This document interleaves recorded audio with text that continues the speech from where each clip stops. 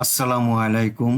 অষ্টম শ্রেণীর শিক্ষার্থীবৃন্দ, তোমাদের সকলকে আমার চ্যানেলে স্বাগতম জানাচ্ছি। আজ তোমাদের গণিত বইয়ের অনুশীলনী 3-এর 19, 20 এবং 21 এই 3টি অঙ্ক সমাধান করব। তোমরা যারা আমার চ্যানেলটি ইতিমধ্যে সাবস্ক্রাইব করেছ, তোমাদেরকে অশেষ ধন্যবাদ। আর যারা এখনো সাবস্ক্রাইব করনি, তারা সাবস্ক্রাইব করে আমার চ্যানেলের সাথে থেকো। আমার এই ভিডিও নিয়ে যদি তোমাদের কোনো মতামত থাকে তাহলে কমেন্টসের মাধ্যমে জানাতে পারো। চলো অঙ্কগুলো সমাধান করি। 19 নম্বর অঙ্ক, একটি বইয়ের দৈর্ঘ্য 25 সেন্টিমিটার ও প্রস্থ 18 সেন্টিমিটার। বইটির পৃষ্ঠা সংখ্যা 200 এবং প্রতি পাতা কাগজের পুরুত্ব 0.1 মিলিমিটার হলে বইটির আয়তন নির্ণয় করো। বইটির দৈর্ঘ্য দেওয়া আছে, প্রস্থ দেওয়া আছে, বইটির পৃষ্ঠা সংখ্যা হলো 200। আমরা জানি এক পাতা সমান 2 পৃষ্ঠা, প্রতি পাতা কাগজের পুরুত্ব 0.1 মিলিমিটার, তাহলে 200 পৃষ্ঠা সমান 100 পাতা। এই 100 পাতার পুরুত্ব কত তা আমরা নির্ণয় করব। আমরা জানি 2 পৃষ্ঠা সমান 1 পাতা, সুতরাং 1 পৃষ্ঠা সমান 1/2 পাতা। সুতরাং 200 পৃষ্ঠা সমান 1 গুণন 200/2। 2 দিয়ে 200-কে ভাগ করলে হয় 100, তাহলে 100 পাতা। আমরা নির্ণয় করলাম যে 200 পৃষ্ঠা সমান 100 পাতা। এখানে দেওয়া আছে প্রতি পাতার কাগজের পুরুত্ব হলো 0.1 মিলিমিটার, তাহলে 100 পাতার পুরুত্ব কত তা আমরা নির্ণয় করব।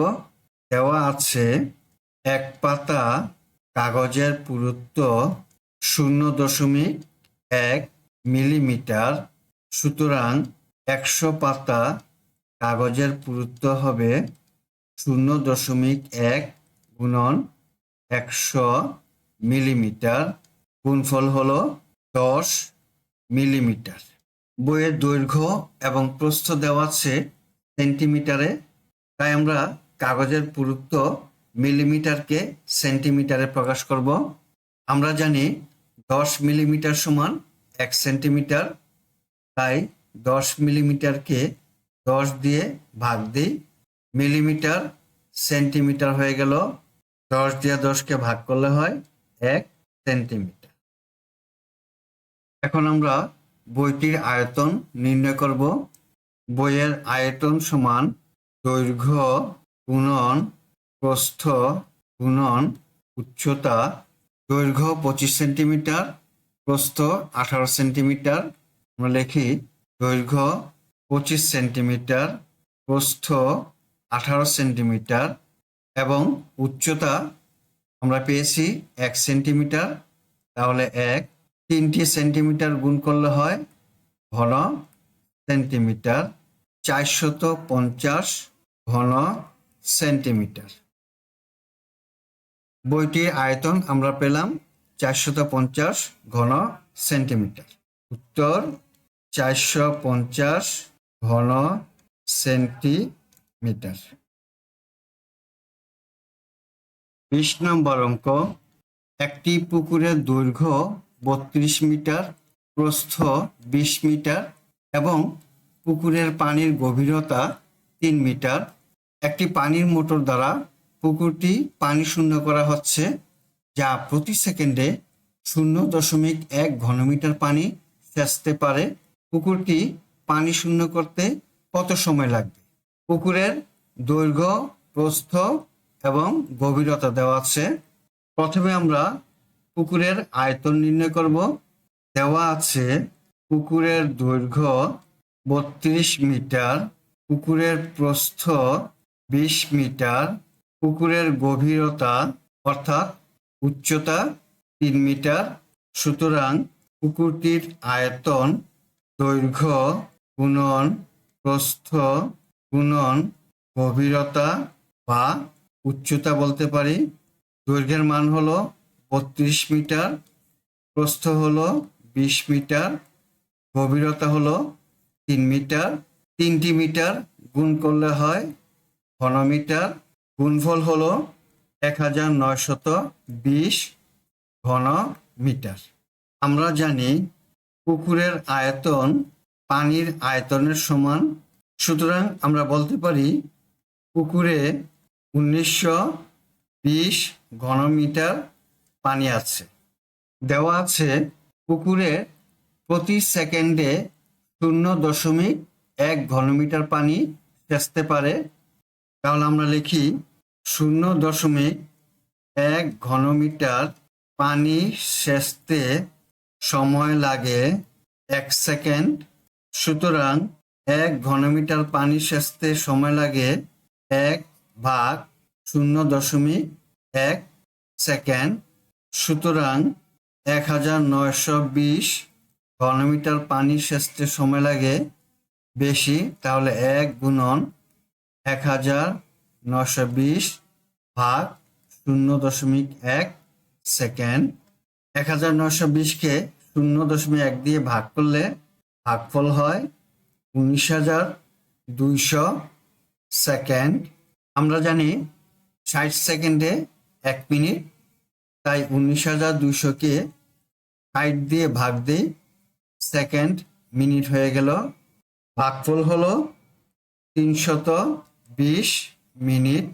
আমরা জানি 60 মিনিটে 1 ঘন্টা, তাই 320কে 60 দিয়ে ভাগ দেই, তাহলে মিনিট এখন ঘন্টা হয়ে গেল।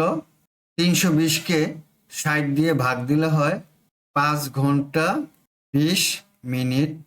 60 মিনিটে 1 ঘন্টা, তাই 300কে 60 দিয়ে ভাগ দিলে হয় 5 6 30 আর 0 5 ঘন্টা।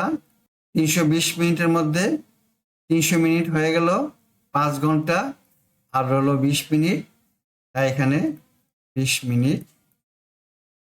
অতএব পুকুরটি পানি শূন্য করতে 3 ঘন্টা 20 মিনিট সময় লাগবে। উত্তর, পুকুরটি পানি শূন্য করতে 5 ঘন্টা 20 মিনিট লাগবে। 21 নম্বর অঙ্ক। 3 মিটার দৈর্ঘ্য, 2 মিটার প্রস্থ ও 1 মিটার উচ্চতা বিশিষ্ট একটি খালি চৌবাচ্চায় 50 সেন্টিমিটার বাহু বিশিষ্ট একটি নিরেট ধাতব ঘনক রাখা আছে। চৌবাচ্চাটি পানি দ্বারা পূর্ণ করার পর ঘনকটি তুলে আনা হলে পানির গভীরতা কত হবে? চৌবাচ্চার দৈর্ঘ্য, প্রস্থ এবং উচ্চতা দেওয়া আছে। চৌবাচ্চাটি খালি থাকা অবস্থায় 50 সেন্টিমিটারের একটি নিরেট ধাতব ঘনক রাখা আছে। চৌবাচ্চাটি পানি পূর্ণ করার পরে যখন এই নিরেট ধাতব ঘনকটি তুলে আনা হলো, তখন পানির গভীরতা কত হবে তা আমাদের নির্ণয় করতে হবে। দেওয়া আছে চৌবাচ্চার দৈর্ঘ্য 3 মিটার, চৌবাচ্চার প্রস্থ 2 মিটার, চৌবাচ্চার উচ্চতা 1 মিটার। সুতরাং চৌবাচ্চার আয়তন দৈর্ঘ্য গুণন প্রস্থ গুণন উচ্চতা সমান, দৈর্ঘ্য হলো 3, প্রস্থ হলো 2, উচ্চতা হলো 1, 3টি মিটার গুণ করলে হয় ঘনমিটার। গুণফল হলো 6 ঘনমিটার। চৌবাচ্চার আয়তন পেলাম 6 ঘনমিটার। ধাতব বাহুটির দৈর্ঘ্য হলো 50 সেন্টিমিটার। সেন্টিমিটারকে আমরা মিটারে প্রকাশ করব। নিরেট ধাতব বাহুর দৈর্ঘ্য 50 সেন্টিমিটার। সেন্টিমিটারকে 100 দিয়ে ভাগ দিলে মিটারে প্রকাশ হয়, ভাগ দিলাম এবং মিটারে প্রকাশ হলো, সমান 0.5 মিটার। এখন এই ধাতব ঘনকটির আয়তন নির্ণয় করব। সুতরাং ধাতব ঘনকটির আয়তন হবে 0.53 ঘনমিটার। 0.5-এর উপরে 3 দিয়ে গুণ দিলে ঘনমিটার হয়ে যায়, অর্থাৎ এখানে 3টি 0.5 ঘনমিটার। গুণফল হলো 0.125 ঘনমিটার। চৌবাচ্চার আয়তন হলো 6 ঘনমিটার আর ধাতব ঘনকটির আয়তন হলো 0.125 ঘনমিটার। এখন এই 6 ঘনমিটার থেকে 0.125 ঘনমিটার বিয়োগ দিলেই পানির আয়তন পেয়ে যাব।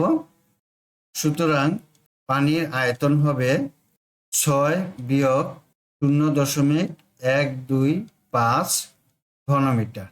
বিয়োগফল হলো 5.875 ঘনমিটার। পানির গভীরতা কত তা আমাদের জানা নেই, নির্ণয় করতে হবে। তাহলে পানির গভীরতা ধরে নিব। মনে করি পানির গভীরতা ক মিটার। তাহলে পানির আয়তন হবে দৈর্ঘ্য গুণন প্রস্থ গুণন উচ্চতা। যেহেতু চৌবাচ্চার আয়তন সমান পানির আয়তন, তাই পানির আয়তনের দৈর্ঘ্য প্রস্থ হবে চৌবাচ্চার দৈর্ঘ্য ও প্রস্থ। তাই আমরা লিখতে পারি দৈর্ঘ্য হলো 3 মিটার, প্রস্থ হলো 2 মিটার, আর গভীরতা অর্থাৎ উচ্চতা ধরেছি ক মিটার। 3টি মিটার গুণ করলে হয় ঘনমিটার, গুণফল 6 ক ঘনমিটার। এখন এই পানির আয়তন 5.875 ঘনমিটার সমান লিখতে পারি এই পানির আয়তন 6 ক ঘনমিটার। তাহলে প্রশ্ন মতে 6 ক সমান 5.875। এখন কয়ের মান নির্ণয় করি, বা অ সমান 5.875 ভাগ 6। সুতরাং অ সমান 0.9792। পানির গভীরতা আমরা ধরেছিলাম ক মিটার, কয়ের মান পেলাম 0.9792। সুতরাং পানির গভীরতা ক সমান 0.9792 মিটার। এখন এই মিটারকে সেন্টিমিটারে প্রকাশ করি। তাহলে 0.9792কে 100 দিয়ে গুণ দেই, মিটার সেন্টিমিটার হয়ে গেল। গুণফল হলো 97.92 সেন্টিমিটার। উত্তর, পানির গভীরতা 97.92 সেন্টিমিটার। এতক্ষণ 19, 20 এবং 21 এই 3টি অঙ্ক সমাধান করলাম। আগামী ক্লাসে 45 পৃষ্ঠার 22 নম্বর অঙ্কটি সমাধান করব। আজ বিদায় নিচ্ছি। আল্লাহ হাফেজ। আসসালামু আলাইকুম ওয়া রাহমাতুল্লাহ।